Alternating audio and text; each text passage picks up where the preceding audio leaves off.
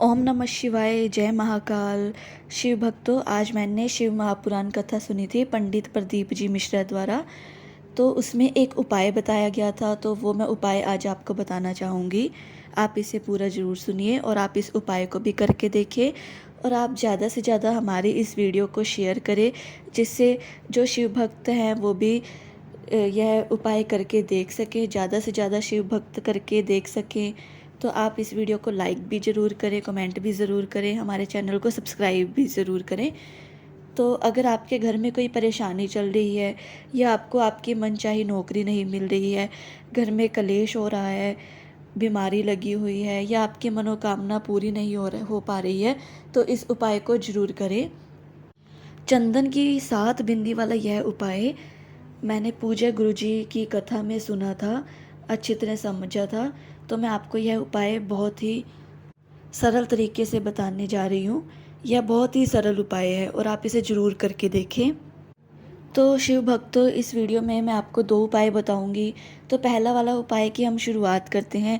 पहला वाला उपाय है, जिन पति पत्नी के बीच में बहुत ज़्यादा झगड़ा होता है, लड़ाई होती है, उन दोनों की आपस में बिल्कुल नहीं बन रही होती है, तो पहला वाला उपाय उनके लिए है। तो हम शुरुआत करते हैं। तो सबसे पहले हमें एक तांबे का लोटा चाहिए, जिसमें ध्यान रखिएगा जल हमें अपने घर से भरना है। अगर आपके घर में गंगा जल है तो आप गंगा जल भी इसमें भर सकते हैं, अगर नहीं है तो आप अपने किचन में से मटके में जो भी जल है उस जल को लोटे में भर सकते हैं। और उसके बाद में हमें चंदन लेना है। अगर आपके पास लाल चंदन है तो आप लाल चंदन भी ले सकते हैं, अगर पीला चंदन है तो पीला चंदन भी आप ले सकते हैं। गुरुदेव जी ने चंदन का हमें बोला है, हम लाल चंदन और पीला चंदन कोई भी चंदन ले सकते हैं। और ध्यान रखिएगा कि हमें हरा चंदन नहीं लेना है, क्योंकि वह तुलसी जी की लकड़ी से बनाया जाता है और वह महादेव को नहीं चढ़ता। हमें लाल, पीला और सफ़ेद इनमें से कोई भी चंदन ले सकते हैं, बट हरा चंदन नहीं लेना है। और अभी एक दीपक लेना है। तो हम जब दीपक तैयार करते हैं तो हमें उसमें सबसे पहले लगानी है गोल बत्ती, और जो उसमें घी भरना है वह भरना है हमें गौ माता का घी। और हमें सबसे पहले जाना है शिव मंदिर, शिवलिंग के पास जाना है, वहाँ पे हमें उत्तर दिशा की तरफ मुँह करके बैठना है। और आप इस उपाय को वैसे तो कभी भी कर सकते हैं, लेकिन सुबह का समय बहुत शुभ माना गया है। सुबह का महादेव जी ने बताया है, गुरुदेव जी ने समय बताया है सूर्य उदय के 1 घंटे के भीतर भीतर। और हमें शाम के समय, प्रदोष काल के समय में आप जाके यह उपाय कर सकते हैं। और अब सबसे पहले हमें अगर कोई पूजा अर्चना करनी है तो हम वो भी कर सकते हैं। और अब सबसे पहले हमें आदिदेव महादेव जी के शिवलिंग पर 1 लोटा जल हमें सबसे पहले समर्पित करना है। ध्यान रखिएगा, यह हमें शिव शक्ति के नाम से समर्पित करना है। हमें शिव शक्ति का नाम जपते रहना है। जब भी कोई लड़ाई झगड़े की बात आती है तो उस समय पर हमें शिव शक्ति का नाम ही जपना है। हमें इसी नाम से 1 लोटा जल समर्पित करना है शिवलिंग पर।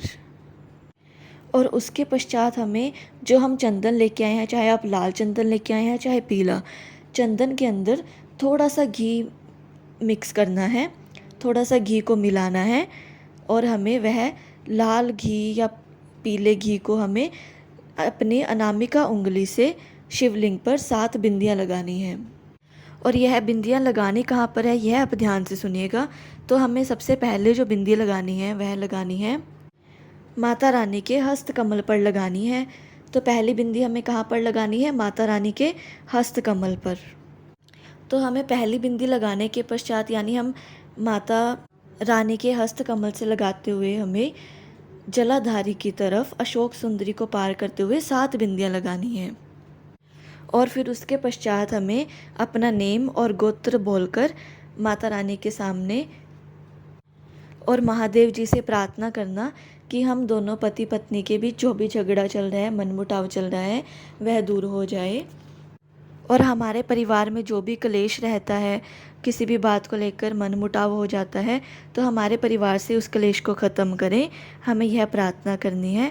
और जो भी हमने कामना की है वह कामना करने के पश्चात हमें इन बिंदियों में से थोड़ा सा चंदन लेकर आपको निकाल करके अपने साथ लेकर आ जाना है और उसी चंदन से हमें हमारे परिवार के सभी सदस्यों के मस्तक पर और कंठ पर चंदन का टीका लगाना है। और फिर उसी दिन से देखिएगा कि आपके परिवार से कलेश, लड़ाई झगड़े ख़त्म देखने को मिलेंगे आपको। और हमें इस उपाय को 3 बार करना है। यह तो हमारा पहला उपाय था। अब हम दूसरा उपाय करते हैं। तो दूसरे वाले उपाय में मैं आपको जो सामग्री बताऊंगी वह लगभग तो सेम है। और यह उपाय हमारे जैसे आपके बच्चों के लिए है। अगर आपके बच्चे पढ़ाई में थोड़े से कमज़ोर हैं, उनका पढ़ाई में मन नहीं लग रहा है, तो आप इस उपाय को कर सकते हैं। तो हमें सबसे पहले चाहिए एक बेलपत्र। अगर ध्यान रखिएगा कि जो बेलपत्र है वो कहीं से भी खंडित न हो।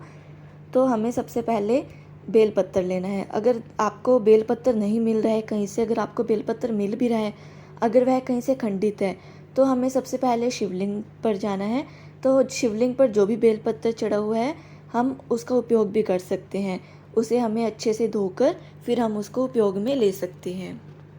और फिर हमें चाहिए गाय माता का घी, शुद्ध घी हो गाय माता का, थोड़ा सा हमें घी लेना है। और फिर उसके बाद हमें चाहिए 1 लोटा। ध्यान रखिएगा लोटा तांबे का हो और उसमें हमें जल भरना है। ध्यान रखिएगा लोटा आपके घर के जल का हो।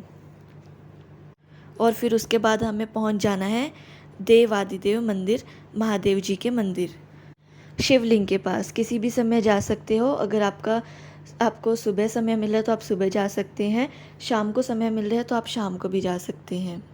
अपने बच्चे के नाम और गोत्र से इस उपाय की शुरुआत करनी है। और फिर उत्तर दिशा की तरफ अपना मुंह करके बैठ जाना है। और सबसे पहले 1 लोटा जल शिवलिंग पर समर्पित करना है। तो ध्यान रखिएगा हमें तुमरुका महादेव जी के नाम से समर्पित करना है। हमें तुमरुका महादेव जी का मंत्र जाप करना है। और फिर उसके पश्चात हम जो अपने साथ एक बेलपत्र लेके आए थे उस बेलपत्र को लेना है। और वहाँ पर जहाँ पर तीनों पत्तों का मेल होता है, तीनों पत्ते मिलते हैं, मिलाप होता है, वहाँ पर हमें शुद्ध गौ माता जी का घी लगाना है। और जहाँ पर घी लगाया है वहीं से बेलपत्र को पकड़कर शिवलिंग पर समर्पित करना है। और ध्यान रखिएगा जो हमारी बेलपत्र की डंडी है वो रहेगी जलाधारी की तरफ और बड़ी पत्ती का मुंह अपनी तरफ होना चाहिए। और फिर उसी पश्चात हमें तुमरुका महादेव जी का मंत्र जाप करते रहना है। और अपने बच्चे का नाम और गोत्र लेकर हमें महादेव जी से प्रार्थना करनी है कि हमारा बच्चा पढ़ाई लिखाई में बहुत कमज़ोर है और वह जो भी पढ़ता है वह उसके दिमाग में नहीं जा रहा है। वह जो भी पढ़ता है उसे कुछ याद नहीं रहता है, कुछ समय बाद वह भूल जाता है या वह गलत रास्ते पर जा चुका है। हमें अपने बच्चे के लिए प्रार्थना करनी है, कामना करनी है कि महादेव हमारे बच्चे का पढ़ाई में मन लगा रहे। और ध्यान रखिएगा कि भविष्य में आप कभी भी बच्चे के लिए प्रार्थना करते हैं, बच्चे के लिए कामना करते हैं, तो तुमरुका महादेव जी का मंत्र जाप जरूर करें। तुमरुका महादेव जी को ज़रूर याद करें। 3 से 4 बार आप इस उपाय को ज़रूर करके देखें और उसके बाद देखिएगा कि आपका बच्चा दिन दुगनी रात चौगनी तरक्की करेगा। आपका बच्चा बहुत होशियार हो जाएगा। और 3 से 4 बार आप जब भी इस उपाय को करें तो आप एक विशेष तिथि पकड़ लीजिए। विशेष तिथि वाले दिन ही करिएगा यह उपाय।